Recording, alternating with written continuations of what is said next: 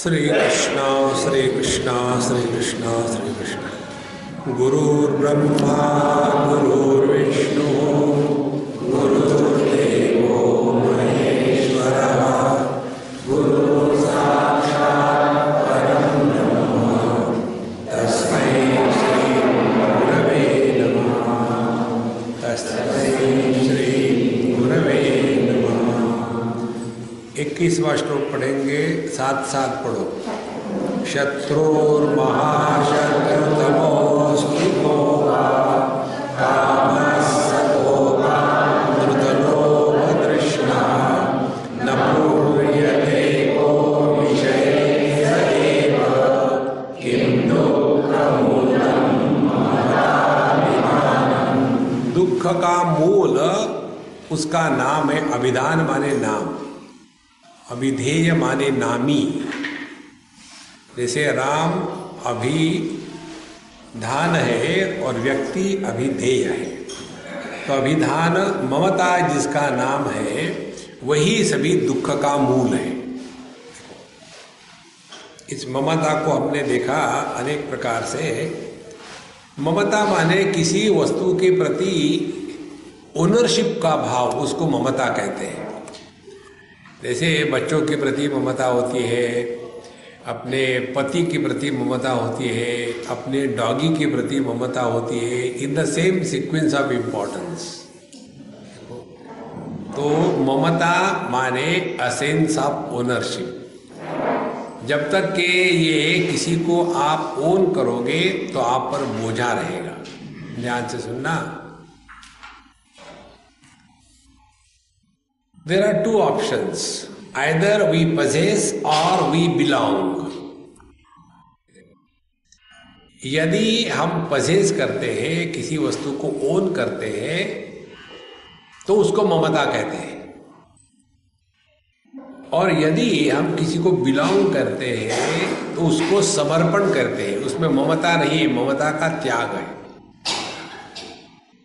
और इस ममता का जो रूप है वो इतना विचित्र हो जाता है कि हम गुरु को भी पजेस करते हैं, भगवान को पजेस करते हैं। ये मेरा भगवान है, ये मेरा आश्रम है, ये मेरे लोग हैं। और उसी के कारण फिर हम उसके चक्कर में फंस जाते हैं। जो वस्तु अपनी नहीं है उसको अपना कहना, इसको चोरी कहते हैं। एक ये देखो, ये ममता का प्रभाव बेवकूफ़ी में कैसा होता है। ये श्रीलंका की बात है। एक बार एक बस में लोग जा रहे थे, तो जो भी लोग हो गए, एलटीटी वाले या जो भी हो गए, उन्होंने बस को रोका, सबको नीचे उतार, अपना अपना सामान लेके नीचे उतरो। जिसके साथ घटना हुई थी उसकी बहन इससे मरी थी, वो मुझे बता रहे थे। सभी लोग नीचे उतरे और ये बेवकूफ, ममता वाले बेवकूफ, एक सूटकेस किसी ने नहीं उठाई थी, तो इसने सोचा कोई भूल गया होगा, इसीलिए स्वयं उठा करके नीचे उतरी। सब लाइन में खड़े हो जाओ। तो उनको पता था यही सूटकेस है, तो बोले ये सूटकेस तुमने नीचे लाए? बोले हाँ। खोलो इसको। बोले मेरे चाबी नहीं, क्योंकि ये सूटकेस मेरी नहीं है। बोले तुम्हारी नहीं है तो तुमने क्यों नीचे लाई? कोई उसको स्वीकार करेगा मेरी नहीं है करके? फिर उन्होंने उस सूटकेस को तोड़ा, तो जो उनको चाहिए था वो उसमें मिला। तो उस लड़की को, जिसकी सिस्टर मुझे बता रहे थे, उन्होंने उसी बस के टायर निकाले 2-4, और जैसे कंगन पहनाते हैं वैसे उसको पहना दिए, और वो हिल भी नहीं सकते, जा भी नहीं सकते।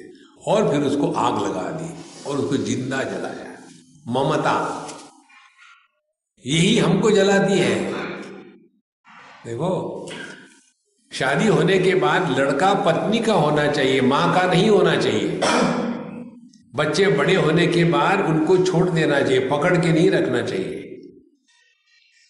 हम लोग यही सोचते कि कभी, अभी कोई मुझे कल परसों बता रहा था, स्वामी जी मेरा बच्चा, उसने आपको ये भेजा है दक्षिणा। हमने कहा ये बच्चा कितने दिन का है? 3 दिन का, 4 दिन का? बोले नहीं, ये 35 साल का है। अब 35 साल का बच्चा होता है? आप तो बड़े हो गए तो बच्चा भी बड़ा हो गया, वो भी बाप बन गया है। देखो, तो ये जो ममता है यही हमारे दुख का मूल कारण है। और यदि शादी के बाद लड़का चला जाता है, अपनी पत्नी के साथ ज्यादा समय बिताता है, तो ये माँ को दुख होता है। जब छोटा था मेरी उंगली पकड़ के चलता था, अब मेरी तरफ देखता नहीं है, क्योंकि वो छोटा नहीं है।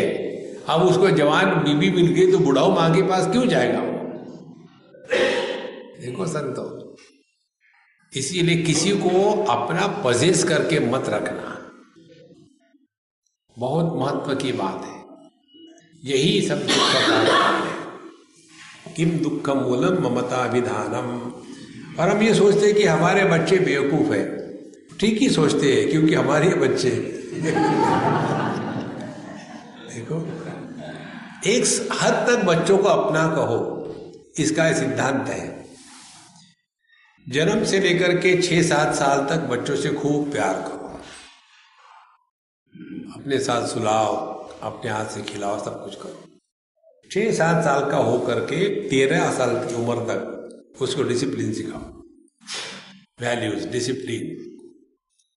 और 13 साल से लेकर के 19 साल तक उसको एम्बिशन, अचीवमेंट, इंस्पिरेशन, कमिटमेंट, ये उसको देना है। जिस दिन आप बाहर जा रहे थे, क्योंकि आपको किसी मिनिस्टर को मिलने जाना था, और उस समय आपने नया जूता खरीदा था, क्योंकि मिनिस्टर को मिलने जाना है तो फटे जूते से कैसे जाए, तो नया जूता आपने खरीदा। और जब निकले आप तो देखा आपका जूता गायब, तो पत्नी पे चिल्लाए, कहाँ गया मेरा जूता? कहाँ गया? आपका ही पुत्र पहन के गया होगा, नया दिखा दो। जिस दिन आपके जूते का नंबर और आपके पुत्र के जूते का नंबर एक हो जाता है, उस दिन के बाद उसको दोस्त कहो, पुत्र या कन्या कहना बंद कहे। नहीं तो वो लड़का इतना बड़ा है, उसका भी अपना व्यक्तित्व है, उसका भी अपना आदर सत्कार है। इसके बारे में आपको बताते हैं बात। अमेरिका में हुई, एक लड़की स्वामिनी है, हमारी अच्छी है, क्लोज है, उसके घर में गया। जब उसके घर गया तो बहुत खुश हो गई, स्वामी जी आ गए, स्वामी जी आ गए, बात कर रहे थे। तो उसकी माँ और पिताजी उसके बचपन के बारे में मुझे बता रहे थे। तो मैंने उसको कहा कि तुम जाओ, मेरे लिए चाय बनाओ, मैं मम्मी डैडी से बात करता हूँ। फिर मैंने उसी माँ बाप को डांटा। हमने कहा खबरदार इसके बाद कभी उसके बचपन के बारे में किसी के सामने बात करे तो। अब वो एक व्यक्तित्व है, तुम्हारे लिए बड़े लड़की हो वो, लेकिन उसका एक व्यक्तित्व है, उसके व्यक्तित्व को तुम्हारे कारण चोट आ जाएगी। अब वो तुम्हारी लड़की नहीं है, अब वो समाज का एक घटक हो गई है। लेकिन ये माँ बाप नहीं, अभी ये तो प्रवचन दे दी, जब छोटी थी ना तो बाथरूम जाने के लिए मुझे साथ ले जाती, क्या जरूरत है बताने की? देखो महाराज, ये इसीलिए होता है कि ममता है। और फिर यदि उस लड़की ने डांट दिया कि मम्मी चुप बैठा करो, मेरे साथ मत आओ करो, इसीलिए ये ममता जो है ना, हमको बड़ा अंधा बना देती है, और उसी के कारण दुख का प्रारंभ हो जाता है। किम मंडलम साक्षरता मुखस्य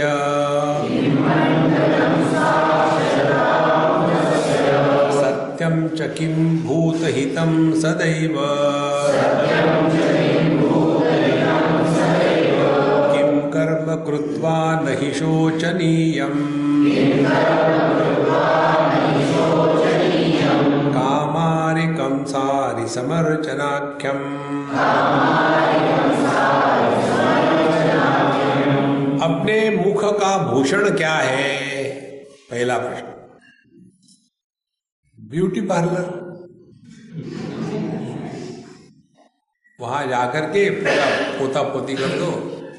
एक पत्नी घर आई, बाहर बहुत तूफान से बारिश चल रही थी, कोई रिक्शा मिली नहीं, टैक्सी मिली नहीं, ऐसी बेचारी गिली होके घर आई। आके दरवाजा खटखटाया, हस्बैंड ने दरवाजा खोला, फिर बंद कर दिया, एक क्षण में बंद कर दिया। तो पत्नी को बहुत गुस्सा आया, फिर खटखटाया, और जैसे खोला फिर कहा तुमने क्यों दरवाजा रोका? हाँ जब तुम हो, मैंने पहचाना ही नहीं, क्योंकि धुल के आई थी ना, तो ओरिजिनलिटी बाहर आ गई। किम भूषणम, देखो अपने मुख का भूषण है साक्षरता। साक्षरता माने विद्वत्ता। विद्वत्ता वो होती है कि जिसके आप एक शब्द बोलो उससे पता चलता है कि ये कितने गहरे पानी में है। कई बार होता है ना कि आदमी जब हाथों का ज्यादा उपयोग करता है और वही का वही शब्द जिसको कहते हैं तकिया कलाम, तब समझ लेना गड़बड़ी है। See you see what I mean, see माने इसको कुछ मालूम नहीं आती। इसीलिए हाथों का उपयोग और शब्दों का दुरुपयोग होता है। तो अपने मुख का भूषण यदि कोई है तो साक्षरता माने विद्वत्ता। विद्वत्ता यही है, ध्यान से सुनना। कब क्या बोलना चाहिए इससे भी ज्यादा महत्व का है कब क्या नहीं बोलना चाहिए। देखो एक बार कहीं की बात है, साउथ अफ्रीका की शायद, एक सज्जन वो हमेशा अपने ये वेदांत की क्लास भी लेते थे। तो नमस्कार चमत्कार हो गया, उनकी पत्नी आई, बात हो गई उधर, और हमको जिसने इंट्रोडक्शन कर दिया उनके बारे में, स्वामी जी ये डॉक्टर है, इनकी पत्नी जो है ना ये मुसलमान थी, फिर ये हिंदू बन गई, और ये इनकी ये नर्स थी, इनके साथ इनका हो गया। अब कोई जरूरत है बताने की? कोई जरूरत नहीं। किसी के भी बारे में कुछ भी बताने की हमको आवश्यकता नहीं, लेकिन यही शुरू हो जाता है। इसीलिए साक्षरता का तात्पर्य विद्वत्ता यही है। मनुस्मृति में बोलने के 10 गुण बताए हैं। अब क्या गुण है, आप जरा थोड़ा तो होमवर्क करो, उसमें से एक गुण आपको बताता हूं। क्या बोलना चाहिए इससे भी ज्यादा महत्व का यह है कि क्या नहीं बोलना चाहिए। कितने जगह में हम अनावश्यक बातें बोल देते हैं, इनोसेंटली बोल देते हैं। तो ये innocent foolishness is no good. इसीलिए साक्षरता यही अपने मुख का आभूषण है, अनावश्यक न बोले। देखो महाराज, किसी के बारे में न बोले, अपने बारे में कभी न बोले। फिर क्या बोले? बोलो ही मत। ये तो जो शुरू हो जाता है, इसने ऐसा कहा उसने वैसा किया, कोई आवश्यकता नहीं। इसीलिए महाराज किम मंडनम साक्षरता मुखस्य, दूसरी सत्यम च किम भूत हितम सदैव। अब सत्य को लेकर के बड़ी परेशानी होती है। एक बार एक आदमी आ रहा था, गोल मटोल, राउंड फिगर, और बच्चे ने कहा अरे लड्डू आ जाओ। उसको डांटा, क्यों कहा अंकल को लड्डू? वो लड्डू जैसे दिखते इसलिए लड्डू कहा। उसने सत्य कहा, लेकिन सवाल ये है ये सत्य बोलने की आवश्यकता थी क्या? अब उसको ऑलरेडी मालूम है, वो अपने लड्डूपन से परेशान है। देखो महाराज, सामने से कोई गंजा आ रहा हो, उसको अरे गंजे कहां से आ रहा है, कोई जरूरत नहीं। देखो इसीलिए सत्य बोलना आवश्यक है क्या, पहले ये विचार करो। दूसरी बात कहते हैं भूत हितम सदैव, जिसके द्वारा किसी का भला हो रहा है वही सत्य है। जिसके द्वारा किसी का बुरा होगा, नुकसान होगा, तो बोलो मत। लेकिन हमने तो कसम खाई है कि मैं सच बोलूंगा, सच के सिवा कुछ नहीं बोलूंगा, तो मत बोलो। फिर ये भी तो है, उसमें कोई जरूरत नहीं बोलने की। इसीलिए जिसके द्वारा, देखो सभी सत्य सत्य नहीं होता, सभी असत्य असत्य नहीं होता। जिसमें सबका हित छुपा हुआ है वही सत्य है, और उसी को अपने जीवन में उतारना है। कई लोगों को ये बड़ा अभिमान होता है, मैं सच बोलता हूं, मैं कभी झूठ नहीं बोलता हूं, प्राण जाई पर वचन न जाई। इस चक्कर में मत पड़ना। भगवान कृष्ण को फॉलो करो। भगवान कृष्ण ने कसम खाई थी, मैं युद्ध में कोई शस्त्र नहीं लूंगा, और ले लिया। फिर उनको पूछा क्यों लिया? बोले जब मैंने ही कहा था लूंगा तो मैंने ही तोड़ दिया, कहाँ नुकसान है? देखो, ये इतनी सिंपल बात होती है। एक हमारे मित्र आर्य समाजी है। आर्य समाजी लोग मुहूर्त को स्वीकार नहीं करते, मुहूर्त पर उनका विश्वास नहीं होता।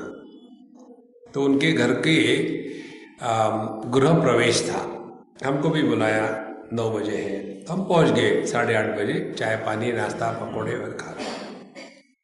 सभी लोग आ गए।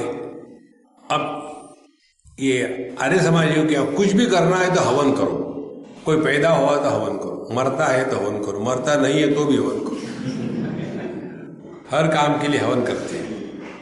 अब वहाँ ये पंडित जी जो आने वाले थे 9 बज गए नहीं आए, 9:15 बज गए नहीं आए, 9:30 बज गए नहीं आए। अब ये गुस्सा करने लग गए बहुत जोर से। तो उनके पत्नी ने मुझे कहा कि स्वामी जी अब मुझे डर लग रहा है पंडित जी आने के बाद ये उसकी मारपीट ना करें, इनका गुस्सा बहुत भयानक है। अब पता नहीं अब क्या करें, इतने सारे लोग आए, इनका गुस्सा देखो, उनको शर्म भी नहीं आती, बड़े लोगों के सामने भी गुस्सा करते हैं। हमने कहा कोई बात नहीं, शांत रहो, मैं बात करता हूँ। हमने कहा वर्मा जी आप लोग आर्य समाजी है ना? बोले हाँ। हमने कहा गुस्से में मत बताओ यार, शांति से बताओ। बोले हाँ हम आर्य समाजी। आर्य समाजी के क्या लक्षण होते बताओ? तो बोले हम लोग हवन करते हैं, एक लक्षण। दूसरा? बोले दूसरा क्या है? हमने कहा आर्य समाजी मुहूर्त को स्वीकार नहीं करते। बोले हाँ नहीं करते। बहुत बढ़िया। तीसरी बात, 9 बजे गृह प्रवेश होना है हवन होने के बाद, ये किसने निर्णय लिया? तुमने लिया है। अब तुम ही निर्णय ले लो। गृह प्रवेश करेंगे पंडित जी आने के बाद, जब हवन होगा फिर घुसेंगे, आराम से रहो ना। देखो हम ही निर्णय लेते 9 बजे घुसेंगे और नहीं घुसेंगे तो गुस्सा कर रहे हैं। ये कोई समझ की बात है? नहीं, लेकिन स्वामी जी हमने निर्णय लिया था 9 बजे मैंने 9 बजे। हमने कहा तुमने ही निर्णय लिया था ना, तुम ही दूसरा निर्णय ले लो, कहीं अप्रूवल लेना है क्या? देखो महाराज, अपने मन की शांति सर्वश्रेष्ठ वस्तु है। इसीलिए सत्यम च किम भूत हितम सदैव। अब तुम्हारे गुस्सा करने से सबका मूड खराब हो जाएगा, वो पंडित जी को आप गाली दोगी, ये कौन सा सत्य है? इसीलिए जिसके द्वारा शांति बनी रहे, प्रेम बना रहे, उसका जीवन में पालन करें। ये सत्य मित्य ठीक है, हमको कोई सत्यवान सावित्री नहीं बनना है, मुश्किल हो जाएगी। किम कर्म कृत्वा नहीं शोचनीयम। ऐसा कौन सा कर्म है जिसको करने के बाद आदमी के जीवन में रिग्रेट्स नहीं आते? बुढ़ापे में ये 2 समस्याएं होती हैं जीवन में। एक समस्या होती है किमहगम पापम अकरवमिति, जब मैं जवान था तब मैंने गलत काम क्यों किया, अब रिग्रेट्स है। दूसरा होता है जब मैं जवान था तब हमने भगवत गीता क्यों नहीं पढ़ी, अब रिग्रेट्स होते हैं। तो यहाँ कहते हैं कि ऐसा कौन सा कर्म है जो करने के बाद आदमी को शोक नहीं करना पड़ता। कहते हैं कामारी कमसारी समर्चनाख्यम। कामारी माने शिव जी, कमसारी माने भगवान श्री कृष्ण, माने शिव जी विष्णु की अर्चना पूजा करने से आपके जीवन में कभी भी शोक मोह नहीं होगा। तो कई बार थोड़ा बहुत इधर उधर वेदांत पढ़ लेते हैं और सोचते हैं ये पूजा वूजा करना अज्ञानियों के लिए, हम तो वेदांती है, अहम ब्रह्मास्मि। अहम का क्या अर्थ है मालूम नहीं, ब्रह्म का क्या अर्थ है मालूम नहीं, अस्मि का क्या अर्थ है मालूम नहीं, फिर भी हम ब्रह्मास्मि, हम ब्रह्मास्मि। देखो महाराज, जब तक हम अपने को देह मानते हैं तब तक के अपने घर में अर्चना पूजा करना, भगवान को मूर्ति को रखना, उनको नैवेद्य खिलाना, ये सब आवश्यक है। उसके द्वारा घर में वातावरण बना रहता है। देखो जैसे हम लोग अपने कमरों में जाते हैं, इधर जगह जाते हैं, और वहां मंदिर में जाते हैं, तो मन में फर्क होता है ना। ये निकाल देना दिमाग से कि हम तो वेदांती हैं, हम ब्रह्मास्मि, निर्गुण निराकार, तो सगुण साकार क्या हमारा ताऊ है? वो भी परमात्मा ही है। परमात्मा की पूर्ण पहचान है, परमात्मा निर्गुण निराकार है, निर्गुण सगुण निराकार है और सगुण साकार है, वही परमात्मा। इसीलिए अपने जीवन में पूजा अर्चा इत्यादि बहुत महत्व की होती है। आप तो कभी करते नहीं। जिनकी लंबी जबान होती है ये ऐसा पूछते हैं। एक सज्जन थे जिनके घर में पुणे की बात है, जब बाल गंगाधर तिलक महाराज थे तब की बात है। तो उनके घर में छोटा सा घर, पुनेरी घर, वो भी सदाशिव पेट हो।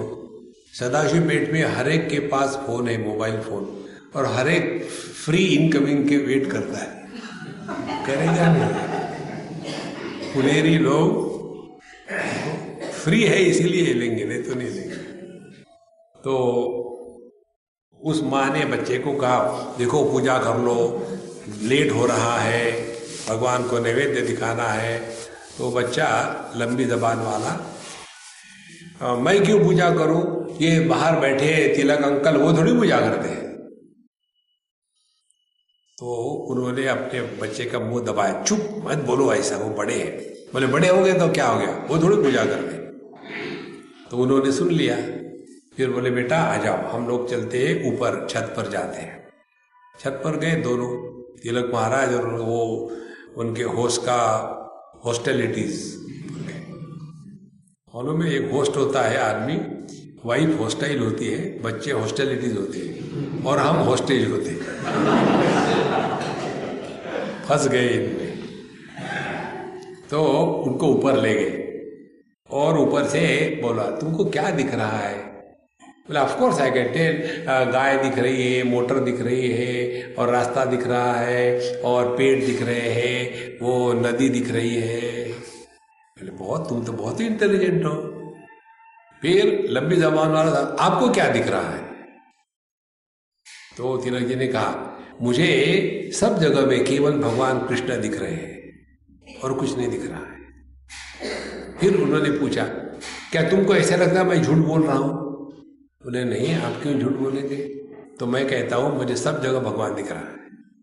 तुमको दिख रहा है क्या? बोले नहीं। बोले जब तक तुमको सब जगह भगवान नहीं दिखेगा तब तक के भगवान की मूर्ति की पूजा करना आवश्यक है, जाओ पूजा करो। जब तक के देहात्म भाव में हम फंसे हैं तब तक के भगवान के विग्रह की पूजा अर्चा करना ये आवश्यक है महाराज, आवश्यक है। देखो आप भगवान की मूर्ति की जिसकी नीति नियम से पूजा करते हो ना, वहां जाकर के बैठो और देखो आपके अंतःकरण की स्थिति कैसी है। अपने आप मन शांत हो जाता है, क्योंकि जिसके प्रति हमारे मन में आदर है उसके सामने बैठो तो मन बिना प्रयत्न से शांत हो जाता है। और यह आदर का स्थान हमको निर्माण करना पड़ता है। देखो जैसे इस मंदिर में हम जावे, हमारे मन में भगवान के प्रति आदर है तो हमारा अनुभव भिन्न होगा, और जो मूर्ति पूजा विरोधी है, जो अन्य धर्मों का नाश करने पर तुले हुए है, ऐसा व्यक्ति जब सामने आएगा उसके मन में शांति का अनुभव नहीं होगा, क्योंकि उसके मन में भगवान के प्रति आदर नहीं है। तो अपने हृदय में, अंतःकरण में नित्य निरंतर यह आदर का वातावरण निर्माण करने की जो प्रक्रिया है प्रारंभिक अवस्था में, उसको कहते हैं भगवान की पूजा अर्चना। ये नहीं करेंगे तो हम अपने आप को धोखा दे रहे हैं। और फिर ऐसे जो अपने आप को धोखा देने वाले वो कोट करेंगे, भगवान शंकराचार्य ने लिखा है, आत्मा त्वं गिरिजामति सहचरा प्राणा शरीरं गृहं पूजाते विषयोपभोग रचना निद्रा समाधि स्थिति संचार पदयो प्रदक्षिण विधि स्तोत्राणि सर्वा गिरो यद यद कर्म करोमि तत्तदखिलम शंभो तवाराधनम। इसमें से कितना अपने में 100% उतरता है? यद यद कर्म करोमि तत्तदखिलम शंभो तवाराधनम। हे भगवान, जो भी हम करते हैं आपकी आराधना करते हैं। आराधना करने वाला कभी थकता नहीं, आराधना करने वाला कभी बोर नहीं होता, आराधना करने वाला कभी वीआरएस नहीं लेता। देखो, और हम जो भी जीवन में करते हैं, कहते हैं ना अब ये बोर हो गए, अब थक गए, अब वीआरएस लेंगे और क्या करेंगे? बीवी का सर खाएंगे। इसीलिए अपने जीवन में यह पूजा अर्चा जप नियम इत्यादि आवश्यक होते हैं। कामादिकं सादि समर्चनाख्यम कस्यास्ति नाशे मनसो हि मोक्षः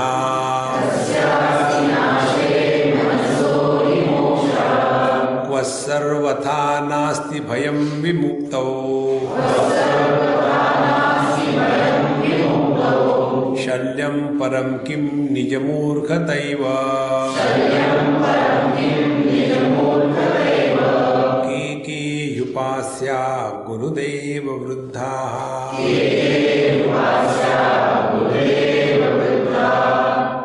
कस्य नाशे मोक्षः अस्ति? किसके मरने से मोक्ष होता है? तो कहते हैं मनसः, मन के मरने से मोक्ष होता है। मन को मारो, यही साधना है। अब ये मन को मारने की बात समझ लो ठीक से। हमने आपको पहले बताई थी, फिर बताते हैं क्योंकि भूल जाते हैं। देखिए, एक उदाहरण से समझ में आएगा। पानी जब समझो गंगा जी में बह रहा है एक दिशा में, और बीच में कोई खूंट आ जाए, कोई पत्थर आ जाए, तो उसके मूल में, उस खूंट के या पत्थर के मूल जो पानी के ऊपर है, वहां देखना। आप अगले बार देखोगे तो आपको नजर आएगा वहां पानी उल्टी दिशा में दौड़ता है। सब पानी ऐसा जा रहा है, जहां पत्थर या कुछ है वहां पानी उल्टी दिशा में दौड़ने का प्रयत्न करता है, जिसको अंग्रेजी में एबिंग कहते हैं, EBBING, एबिंग ऑफ वाटर। अब इसी प्रकार से हमारा मन जो है वो सहज प्रभु के चरणों में जाता है। गहरी नींद में मन कहाँ जाता है? प्रभु के चरणों में चला जाता है। तो मन की गति परमात्मा की तरफ होती है। लेकिन इस मन के गति में बीच में एक खूंट आके खड़ा हो गया। वो खूंट है देहात्म भाव। जहां देहात्म भाव प्रकट हो गया मन में, वहां ये जो मन की गति परमात्मा की तरफ है, वहां से हट करके वो उल्टी होने लग जाती है। देखो, जब उल्टी हो गई तो प्रभु को भूल गए और यह हमारा मन अब दुनिया के बारे में सोच रहा है। एक उदाहरण, दूसरा उदाहरण ले लो। यदि आपके हाथ में कोई वस्तु है और उस वस्तु को आप नीचे नहीं रखना चाहते हो, कोई ले जाएगा, और आपको किस फॉर्म को भरना भी है, एयरपोर्ट पर हमेशा ये चक्कर होता है, तो आपके हाथ में फोन है और उसी में आपने एक फाउंटेन पेन पकड़ लिया है और उसके पश्चात वो फोन को नहीं छोड़ा, फाउंटेन पेन पकड़ा और फिर आप अपना नाम पता लिख रहे हो, सिग्नेचर कर रहे हो, तो हमारा जो ओरिजिनल हैंडराइटिंग है वो कभी नहीं आएगा। कारण क्या है? उस हाथ की पकड़ जो अन्य वस्तु पर है उसका प्रभाव हमारे स्वाभाविक हैंडराइटिंग पर पड़ेगा ना। ये दो उदाहरण समझ में आ गए। अब देखो, हमारा मन जब किसी वस्तु को पकड़ के रख देता है तो उस पकड़ का प्रभाव मन के विचारधारा पर आता है।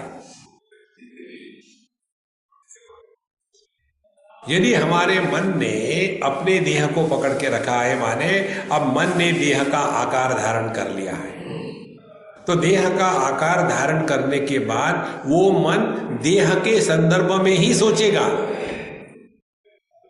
और कुछ नहीं सोच सकता।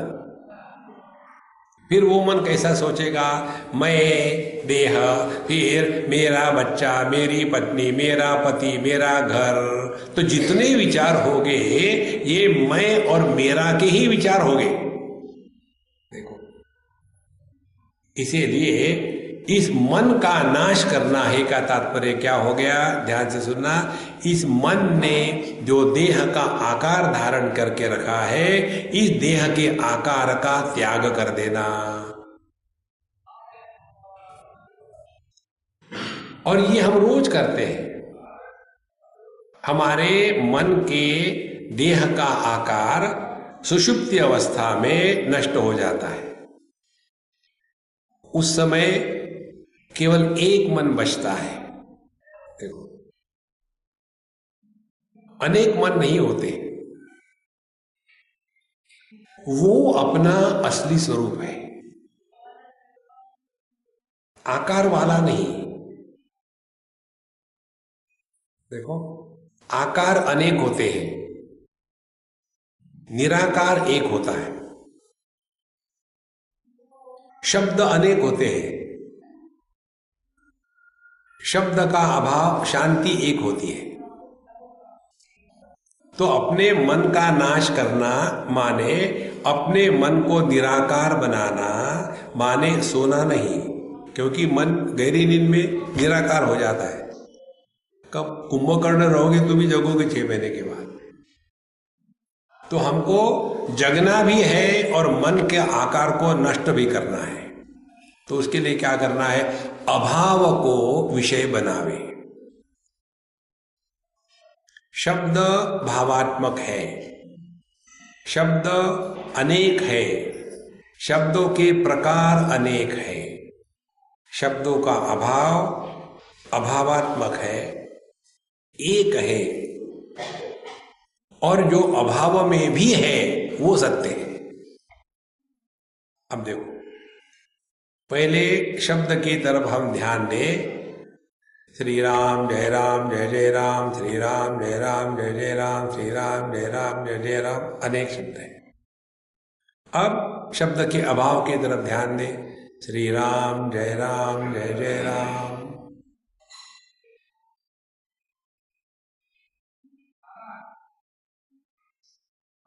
श्री राम जय जय राम।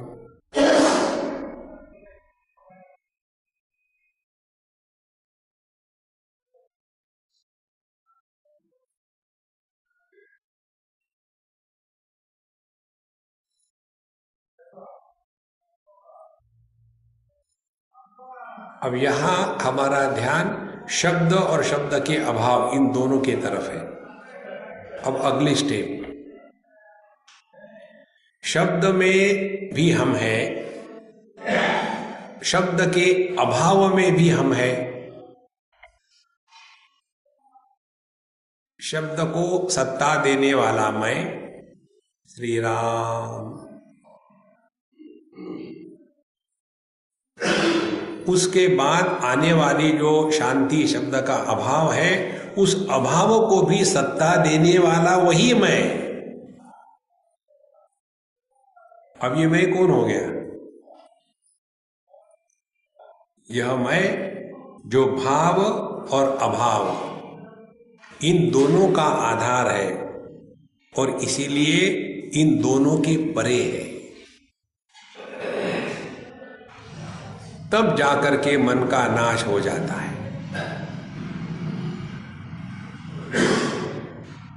देखो,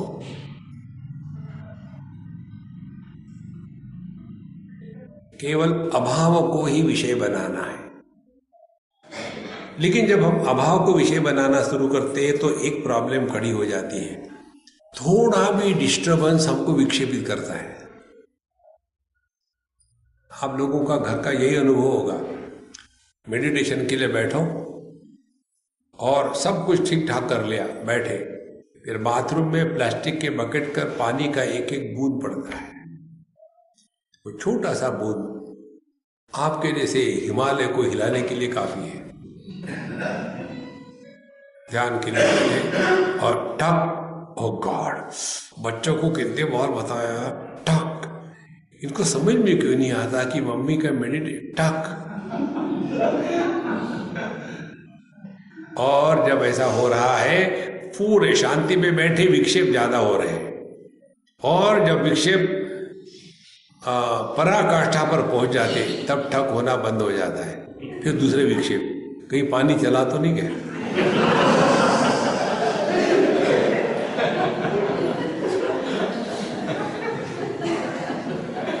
इसीलिए शांति ठीक है, लेकिन यदि शांति में रहने वाला शब्द के द्वारा प्रभावित होता है तो वो शांति में फंसा है। हमको शांति से भी निकल जाना है। इसीलिए कस्यास्ति नाशे मोक्षः, किसके नाश से मोक्ष होता है? तो कहते मनसः, मन के नाश से मोक्ष होता है। इसीलिए किसी की भी मानो, मन की कभी मत मानना। ये मन हमको नचाता है। देखो, मन को मारने का दूसरा तरीका ट्राई करो। मन की खुराक जो है वो भूत और भविष्य में भटकना, ये मन की खुराक है। या तो मन भूतकाल में जाकर के पुराने मुर्दे उखाड़ेगा, या तो भविष्य की कल्पना करके भविष्य में चला जाएगा। क्योंकि मन यदि केवल वर्तमान में रहता है तो मन जिंदा नहीं रह सकता। शुद्ध वर्तमान जिसमें भूत भविष्य नहीं है, वहां मन की सत्ता समाप्त हो जाती है। देखो, और जब मन की सत्ता समाप्त हो जाती है केवल आनंद मात्र बचा रहता है। और ये आनंद कार्य कारण का नहीं है, यही अपना स्वरूप है। इस प्रकार से इस मन के नाश को ही मोक्ष कहते हैं। जब आप खुश होते हो ना एकदम, कभी समझे एक आध बार जोक समझ में आ गया, कभी कभी हो जाता है, गलतियां हो जाती है, कोई जोक समझ में आ गया, उस समय हम हंस देते हैं, उस समय हंस देते हैं, खुश होते हैं। जब खुश होते हैं उस समय हम भूत में भी नहीं, भविष्य में भी नहीं, केवल वर्तमान में रहते हैं। देखो, तो साधना क्या हो गई? अब मन को नाश करने की, मौज में रहो। हमको तो ऐसे ही लगता है राम जी हमको अच्छी साधना बताओ। देखो, तो हमेशा प्रसन्न रहो, मन खत्म हो जाएगा। क्व सर्वथा नास्ति भयम विमुक्तो। देखो, किसमें डर नहीं है? मोक्ष में डर नहीं है। जिनको मोक्ष में डर लगता है वो मोक्ष समझ ही नहीं पाए।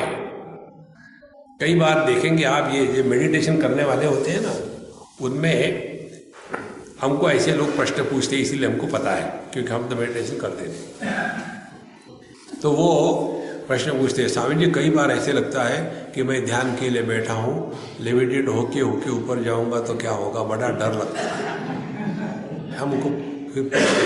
कि इसीलिए कभी भी पेड़ के नीचे मेडिटेशन में मत बैठना, छत के नीचे बैठना, और याद रखना फैन के नीचे मत बैठना।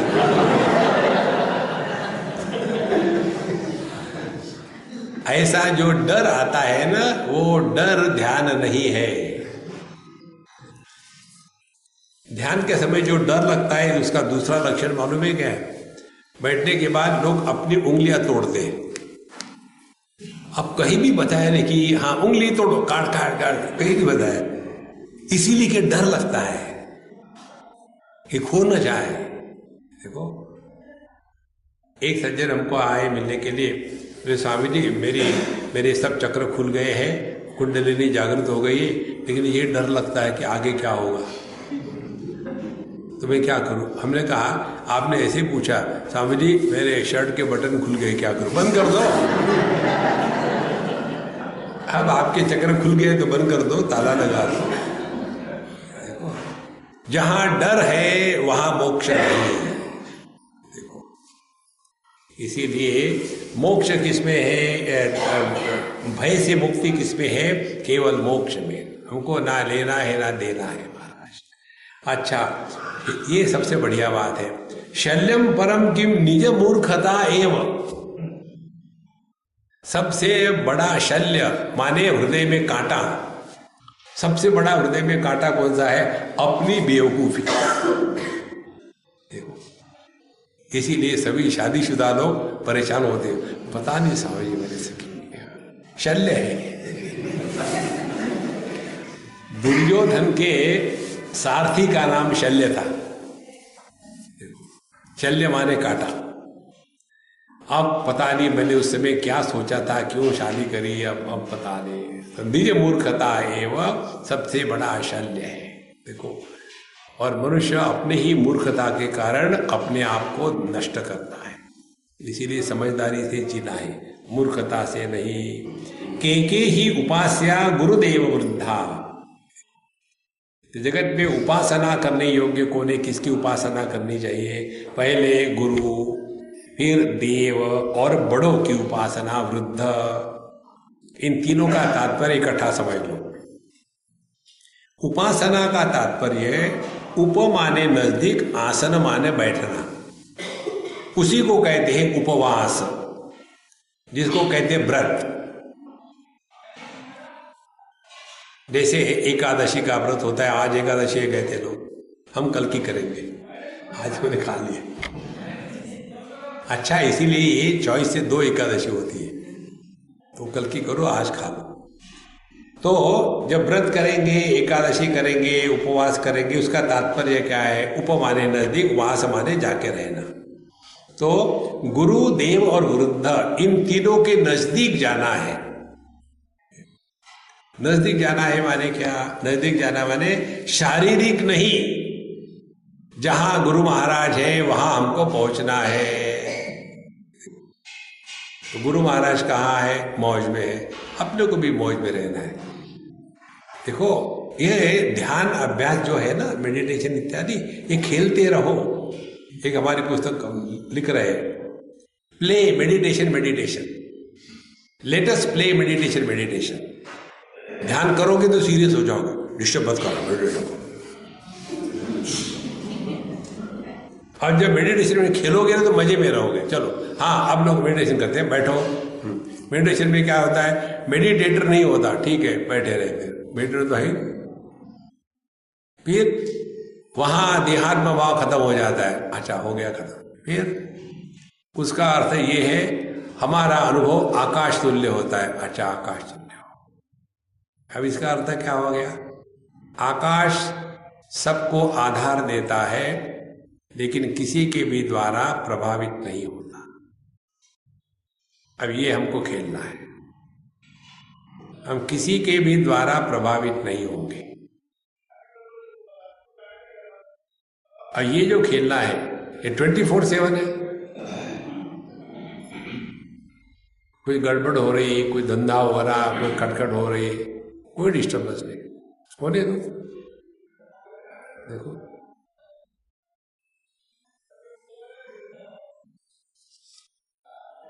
अब ये करने का अभिमान भी नहीं होगा, क्योंकि हम खेल रहे हैं ना।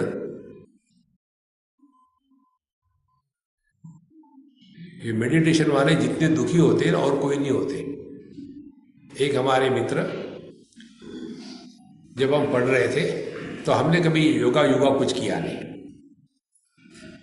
तो वो बड़े योगा वाले थे, हमको हमेशा परेशान। देखो भैया, तुम करा करो, प्राणायाम करो, भस्त्रिका करो, कपालभाति करो, योगासन करो, अच्छा रहता है। हमने कहा देखो, मेरे नाम से तुम डबल कर लेना, मैं नहीं करूँगा, मेरे से होता ही नहीं, क्या करूँ। और अब वो भी बुढ़ाए हैं, हम भी बुढ़ाओ हैं, कोई भी रोग कहो उनके पास तैयार है। Any disease you talk, he has that. तो मुझे कहता है कि यार क्या हो गया, मैंने इतना सारा योगा अभ्यास किया और सब दुनिया भर के रोग मुझ में क्यों आते हैं, क्या कारण है। उन्हें कारण यही कि तुमने योगा किया। बोले इसका क्या कारण है। हमने कहा देखो, हर एक मशीन को फैक्ट्री से जब निकलती है ना तब ऑप्टिमम होती है, लेकिन हम लोग फ्री डाउनलोड। अब उस सॉफ्टवेयर की आवश्यकता है या नहीं है, नहीं फ्री डाउनलोड है, कर लो, और इतना डाउनलोड कर लेते हैं कि फैक्ट्री सेटिंग्स अपसेट हो जाती है। और फिर कोई भी करो, क्या हो गया फोन को पता नहीं, हैंग हो जाता है। ये जितने डिप्रेशन जाने वाले हैं ना, ये फ्री डाउनलोड वाले तो क्या करें, सिंपल बात है, सेटिंग में जाओ। सेटिंग में जाने के पश्चात फिर वहां एक ऑप्शन आएगा, रिस्टोर फैक्ट्री सेटिंग्स। हाँ कहो, जब हाँ कहोगे फिर दूसरा ऑप्शन आएगा, all your data will be erase, yes और नो, येस कहो, सबका सब डाटा इरेज हो जाएगा, फिर आपके फैक्ट्री सेटिंग वापस आ जाएंगे। आध्यात्म माने अपने फैक्ट्री सेटिंग्स में वापस आना। ये फालतू का जो डाउनलोड करके रखा है ना, माँ बाप भाई बहन, अच्छा बुरा, सक्सेसफुल फेलियर, ये सब फ्री डाउनलोड है। हटाओ इनको, देखो कैसा जीवन का आनंद आता है।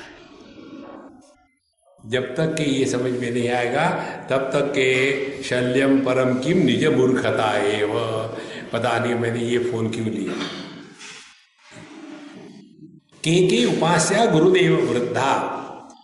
तो जब हम किसी की उपासना करते तो नजदीक जाके बैठते, नजदीक जाके बैठना माने उनके प्रति आदर होना, उसको कहते हैं नजदीक जाके बैठना।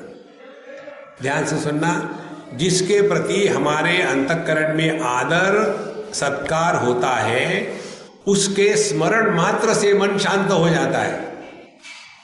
देखो,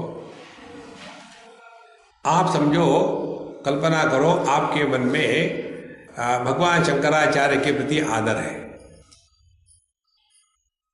और आप बैठे ध्यान के लिए, और वहां भगवान शंकराचार्य का स्मरण करने के स्थान पर सद्दाम हुसैन का स्मरण किया, तो आपके मन की स्थिति क्या होगी? देखो, तो किसी को भी आदर देना ये अपने ही हित में है। तो शुरू कहां से करें? गुरु देव वृद्धा, तीन बताए हैं। वृद्ध माने जो हमसे उम्र में बड़े हैं। उम्र में बड़े कोई भी हो, कैसा भी हो, वह आदरणीय है हमारे लिए। देखो, इसको शूद्र बुद्धि कहते हैं। 4 प्रकार की बुद्धियां होती है जिसके द्वारा आदर दिया जा सकता। जैसा हम किसी का बुरा करने का, कहने का मौका ही ढूंढते हैं ना, उसी प्रकार से साधक ने किसी को भी आदर देने का मौका ढूंढना चाहिए। कोई हमसे उम्र में बड़ा है वह आदरणीय है, कोई भी क्यों ना, हमको क्या फर्क पड़ता है, आदरणीय है। ये हो गई शूद्र बुद्धि, उम्र का बड़ा इसलिए आदरणीय शूद्र बुद्धि। दूसरा, कोई हमसे अमीर है वह आदरणीय है। हमको ये नहीं देखना उसके पास पैसा कहां से आया, even if you are a CA, don't worry, आदरणीय है। ये हो गई वैश्य बुद्धि। तीसरी है क्षत्रिय बुद्धि। यदि कोई व्यक्ति एक के पीछे हजारों लोग चल रहे हैं तो हमको उसको इवैल्यूएट नहीं करना है, कम से कम इतने लोगों को तो वो मोटिवेट कर रहा है, हमारे लिए आदरणीय है। और जो ज्ञान वृद्ध है, जो हमसे बहुत सारी चीजें जानता है, वो आदरणीय है। वो हो गई ब्राह्मण बुद्धि। ये 4 प्रकार है जिसके द्वारा हम किसी का भी आदर कर सकते हैं।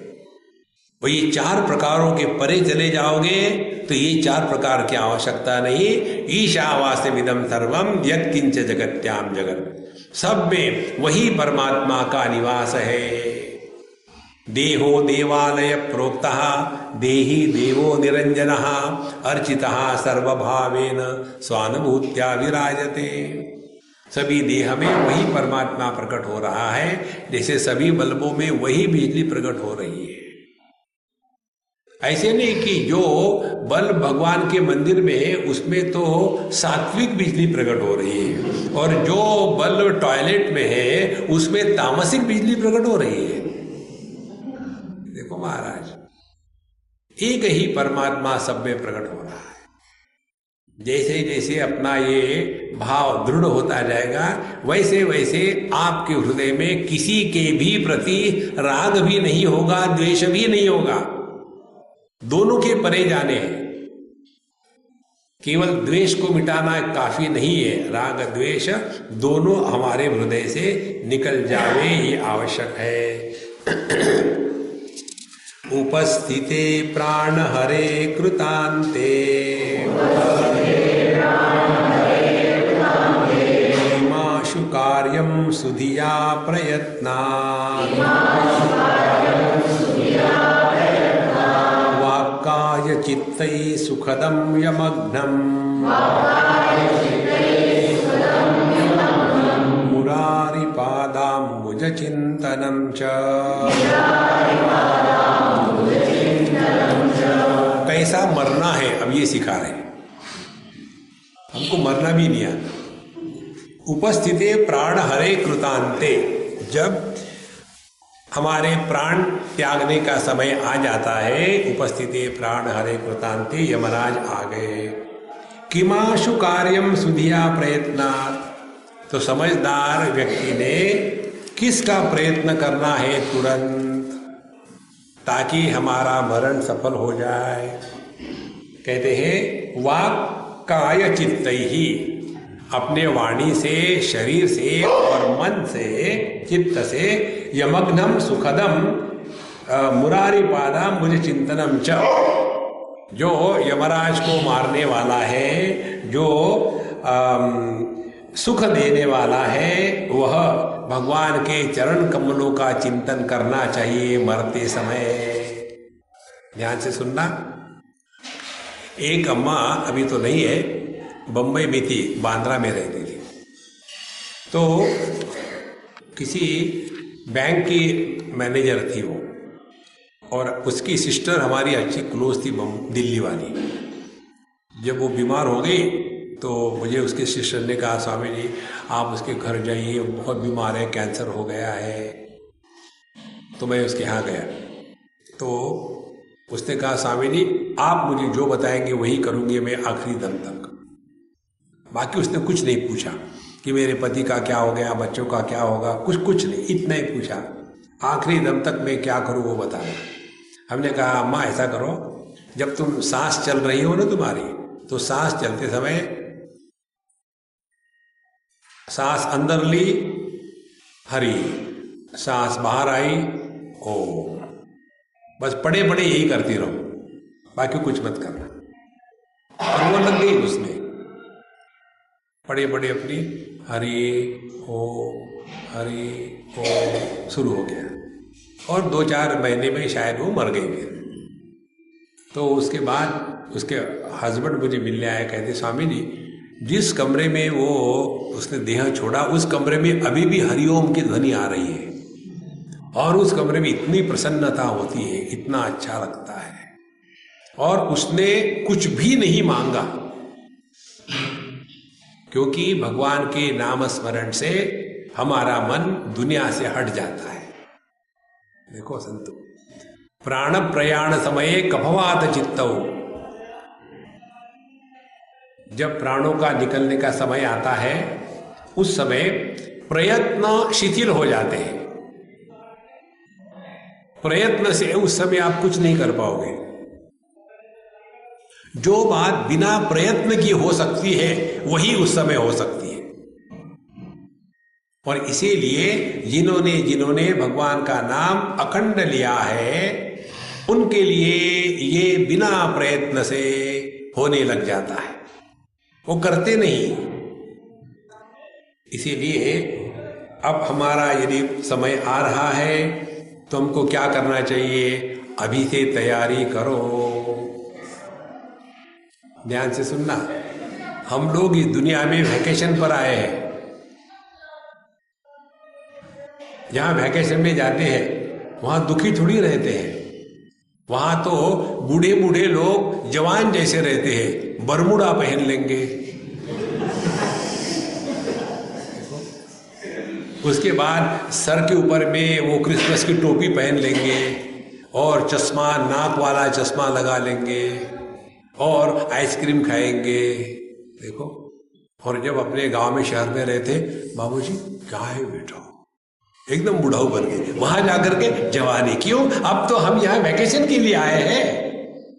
देखो, फिर वहां बड़ी बड़ी जो राइड्स है, राइड्स में बैठेंगे खूब, क्योंकि वैकेशन है। इसी प्रकार से हम लोग यहाँ वैकेशन पर आए हैं। कितने भी वैकेशन हो, घर जाने की याद आती है ना, नहीं ये सब ठीक है, अब घर चलो। घर जाकर के 3 टांग वाली खटिया को खींचना, चौथे टांग की जगह में कुर्सी लगा देना, उस पर लुंगी पहन करके फटी हुई बैठना और वहां से चिल्लाना, चाय मिल सकती है क्या? अंदर से ज्वालामुखी निकलती है, दिन भर चाय चाय चाय। रुको, और उसके बाद एक बहरे कप में चाय आती है, बिना कान वाला, और वो कप का भी जो मुख है उसके भी छिलके निकले हुए हैं, और वो गुस्से गुस्से में हाथ में पड़ लो। उसमें जो आनंद है वो 5 स्टार में नहीं है।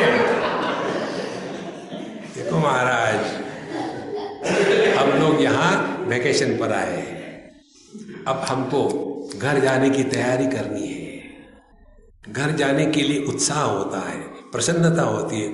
ऐसे थोड़ी है जैसे ये लड़कियां जब पहले शादी करती है तो हमेशा मैके जाने की बात करती है।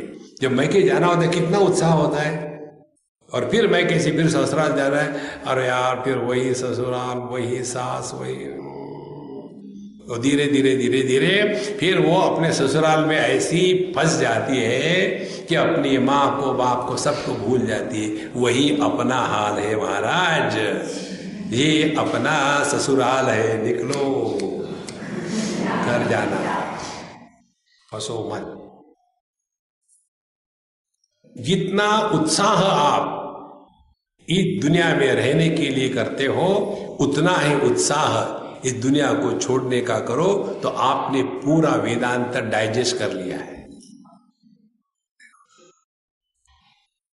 नहीं तो वही प्रश्न, महाराज जी मरने के बाद क्या होगा? हम खुश हो जाएंगे। तो हमारे खुशी के लिए मरो। हर एक को ये लगता है मेरे मरने के बाद क्या होगा, मेरे बच्चे, मेरी बीबी, मेरे हस्बैंड, इनका क्या होगा? वो खुश हो गए, मर के देखो।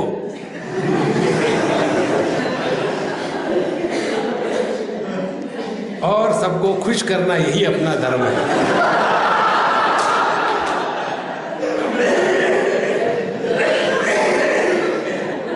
तब जाके हमने मरना सीखा है। देखो, भगवान का स्मरण माने प्रसन्न रहना। भगवान आनंद स्वरूप है।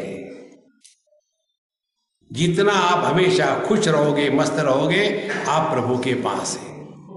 देखो, ब्रह्मभूत प्रसन्न आत्मा न शोचति न कांक्षति।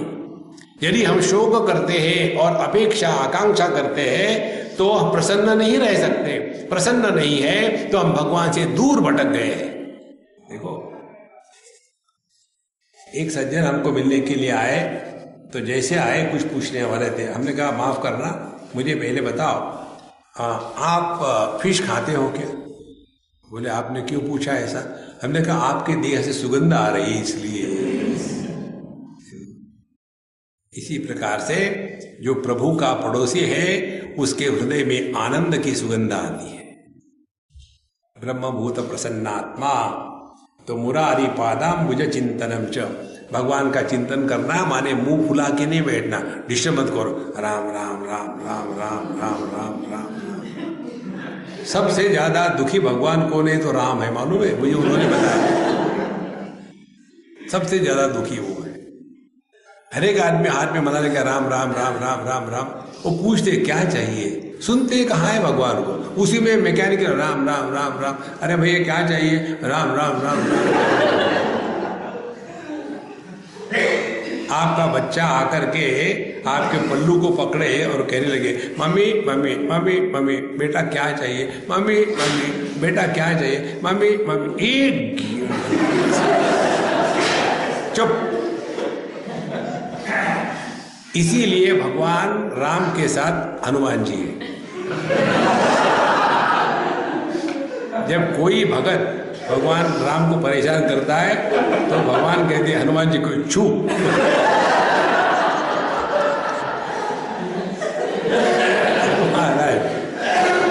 ये भगवान का स्मरण चिंतन नहीं है, ये भगवान राम की कथा हो गई, भगवान कृष्ण की कथा। आप बोलते रहो, वो सुनते कहाँ, वो अपनी भी मस्त है। उदासीन उदासीन। इसीलिए संतो भगवान का स्मरण करना माने सहज प्रसन्न रहना, यही जीवन का तात्पर्य है। केदस्य वसन्ति कुवासनाख्या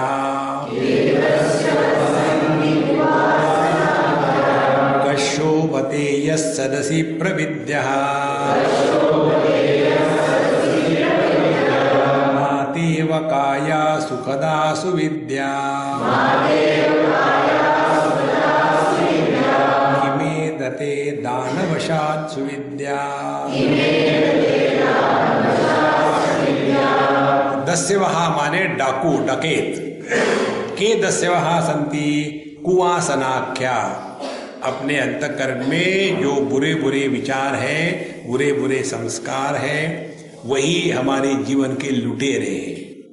यह शब्द भगवान कृष्ण ने भी प्रयोग किया है। वहां कहते हैं इंद्रियस्य इंद्रियस्यार्थे रागद्वेषो व्यवस्थितो तयोः वशम न आगच्छेत् तौ ह्यस्य परिपंथिनो। परिपंथी माने डकैत। अस्य साधकस्य, इस साधक के जीवन में डकैत यदि कोई है तो हमारे मन में, अंतःकरण में, इंद्रियों में विषयों के प्रति जो राग द्वेष है, ये राग द्वेष ही हमारे मन की शांति को नष्ट करते हैं। इसीलिए सबसे बड़े डकैत कौन है तो राग द्वेष। तो मन में से राग द्वेष निकाल डालो तो मन बड़ा सरल रहता है। उसके लिए 2-4 टेक्निक। नंबर 1, किसी के ऊपर टीका टिप्पणी करने का जो अपना स्वभाव है उसको खत्म कर दे। किसी पर हम कोई टीका टिप्पणी नहीं करनी। दूसरी बात, जहां अपने आवश्यकता नहीं है वहां कभी नहीं जाना चाहिए। आप लोगों ने रामचरितमानस सुना होगा, उसमें सती जी का प्रसंग आता है। यक्ष ने बहुत बड़ा यज्ञ का आयोजन किया और शिव जी को नहीं बुलाया। तो यक्ष की जो कन्या थी सती, भगवान शिव जी की पत्नी, वो कहने लगे देखो जी सभी लोग जा रहे हैं, कोई स्कोडा में जा रहा है, कोई मर्सिडीज में जा रहा है, कोई मारुति में जा रहा है, हम भी जाएंगे चलो। तो शिव जी ने पहले सुना ही नहीं। दूसरी बार कहा, तीसरी बार कहा, तो उन्होंने कहा देखो जहां अपनी आवश्यकता नहीं होती वहां नहीं जाना चाहिए। आप तो हमेशा ऐसा ही कहते हैं, अपने बाप के यहाँ जाने के लिए कोई इन्विटेशन चाहिए। जब स्त्री रोने लग जाती है समझदार पुरुष चुप हो जाता है। शिवजी तो समझदार है ही, चुप हो गए और ये निकल पड़ी। आप तो हमेशा ऐसे, मैं चली जाऊंगी, निकल पड़ी। वहां जाकर के अपना सत्यानाश, सब कार्य का सत्यानाश कर लिया। ये बहुत बड़ी साधना है महाराज। इसीलिए कुवासनाख्या ये दस्यवः, तो यही हम अपने आप को बचावे। जहां आवश्यकता नहीं है वहां टीका टिप्पणी की जरूरत नहीं, किसी का इवैल्यूएशन नहीं करना है, किसी को सर्टिफिकेट नहीं देना है, जगत के जनरल मैनेजर नहीं बनना है, किसी पर कोई भी हमको सजेशन देने की आवश्यकता नहीं है। बहुत बड़ी बात है ये। देखो ये ऐसा करोगे आप तो आपके मन में कभी भी अशांति नहीं होगी। तो कि दस्यवः सन्ति कुवासनाख्या कशोभते यः सदसि प्रविद्यः। और जो सभा होती है, पार्लियामेंट होती है, लोग होते हैं, उनमें कौन व्यक्ति अच्छा दिखता है तो कहते हैं प्रविद्या, जो विद्वान है वही अच्छा दिखता है, बेवकूफ नहीं अच्छा दिखता। विद्वत्ता यह मनुष्य का भूषण है। विद्वत्ता आकाश से नहीं टपकती। विद्वत्ता के लिए व्यक्ति को शास्त्रों का अध्ययन इत्यादि करके जीवन में उतारना पड़ता है। इसी के लिए कहते हैं आचार्य। आचार्य जिसको अंग्रेजी में टीचर कहते हैं, तो अपने यहाँ पढ़ाने वाले को गुरु या आचार्य कहते हैं, टीचर कहते हैं, प्रीचर नहीं कहते। प्रीचर माने those who preach but don't practice. संगीत के प्रीचर नहीं होते, संगीत के टीचर होते हैं। इसीलिए सरसी प्रविद्या, जो विद्वान है वही सब जगह शोभा देता है। तो अपने अविद्वत्ता को छुपाने के लिए करे क्या? चुप बैठो, कुछ बोलते नहीं, विद्वत्ता का लक्षण है। क्यों? जब बोलेंगे तो भंडा फूट जाएगा। देखो, इसीलिए माते बकाया सुखदा सुविद्या, माता के जैसा सुख देने वाली क्या है? तो यही सुविद्या, ब्रह्म ज्ञान, यही हमको सुख देने वाला है, बाकी कोई नहीं। और किम एदते दानवशा सुविद्या, और जो देने से बढ़ता है ऐसा कौन सा दान है? उसको कहते यही आत्मज्ञान है, जो देने से बढ़ता है, घटता नहीं। इसीलिए अपने जीवन में यह अध्यात्म ज्ञान का महात्म्य हमेशा जिंदा रखना है। ओ